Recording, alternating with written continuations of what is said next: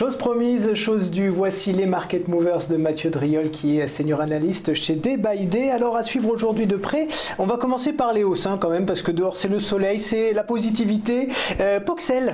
Oui, alors Poxel, c'est un graphique pas super franc, mais en tout cas qui commence à retrouver quelques couleurs. Alors on avait en fait déclenché un très violent mouvement haussier fin octobre avec ce gap particulièrement important sur une séance à plus 40%, ça n'arrive pas tout le temps. Phase de consolidation qui arrive ensuite, on n'arrive pas à déborder, vous voyez, cette résistance à 7,97. On revient la chercher une seconde fois dans ce plus 10,45, mais qui est un peu tronqué puisqu'on avait ouvert tout en haut et puis derrière on avait rebaissé. Nouvelle phase de consolidation. Cette fois-ci, la progression depuis 2 jours, on est actuellement à plus 1,52, est légèrement différente, à savoir que vous voyez, on commence par monter doucement au lieu d'accélérer extrêmement violemment.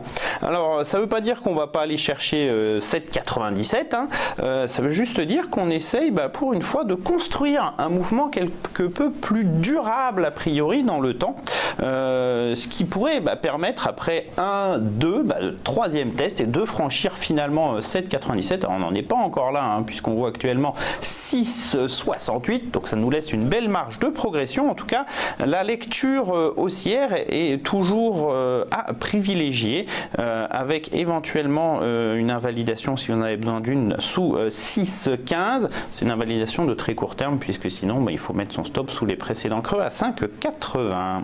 On va passer à Technip qui a clôturé hier à plus de 27%. Oui, pétrole qui favorise toujours des lectures haussières, notamment aussi sur les parapétrolières qui avaient été très chahutées pendant toute l'année 2017 et qui depuis le début d'année 2018 semble retrouver quelques couleurs. Technip était sorti par le haut d'une consolidation à plat entre 22,90 et 25,55. Les cours enchaînent les séances plutôt haussières en direction de 28,58, les précédents sommets justement du début d'année. Cette lecture haussière devrait se poursuivre, en tout cas on n'a aucun signal de retournement sur ces sous-jacents. Et c'est la même chose sur Vallourec. Alors actuellement, petite ouverture, 8,04. On voit la très forte volatilité des prix, des mouvements haussiers et baissiers, au final très directifs, mais peu durables dans le temps. On a testé à nouveau il y a quelques semaines de cela, début avril, le support majeur à 4,15. Tant qu'on va être au-dessus de ce niveau, on sera au minimum neutre, peut-être un peu plus agressif à l'achat à court terme avec cet enchaînement au final de séances quand même plutôt haussière. Vous voyez, les phases de consolidation, c'est 1-2 journées maximum avant des fortes accélérations. Hier, plus de 96, pour l'instant, petite hausse, mais quand même, nouveau plus haut. En tout cas, pas de résistance notable avant 5,60. Dernier titre vert, si je puis dire, Vallourec. Ce qu'on vient de faire, je viens d'enchaîner sur Vallourec. Alors, on va passer au titre rouge dans ces cas-là, Eurofins. Alors, Eurofins, c'est l'accélération baissière du jour à gap baissier, moins 12 pour l'instant. On était à moins 6 sur l'ouverture et puis on dévale, c'est un gap d'accélération. On voit que la dynamique s'est très nettement affaiblie. On suivait une tendance haussière le long de ce trend ascendant. Sa rupture au début février a dégradé la dynamique et depuis on enchaîne les creux et les sommets descendants. La rupture de 450, ancien support majeur, a dégradé définitivement cette tendance, notamment avec un petit gap baissier. Pullback quelques séances plus tard, puis reprise de cette dynamique baissière. On est au contact de 382.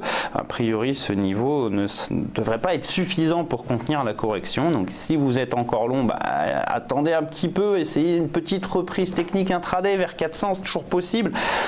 Il faut mieux maintenant vraiment commencer à envisager des sorties sur Eurofins Scientifique.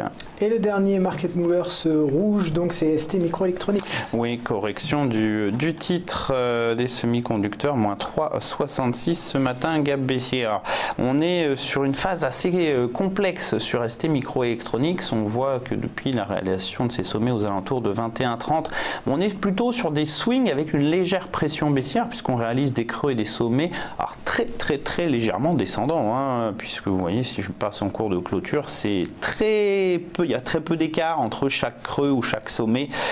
Donc on a du mal à retrouver une tendance très marquée. Néanmoins, les cours approchent de 16,60, ça pourrait provoquer une petite stabilisation. Alors ce support avait déjà été testé en début avril. On pourrait aller faire un nouveau plus bas avant de repartir à la hausse. On est vraiment sur quelque chose qui s'apparente plus à une sorte de phase de distribution de tendance. Alors, il ne faut pas oublier que STM vient quand même de très très loin.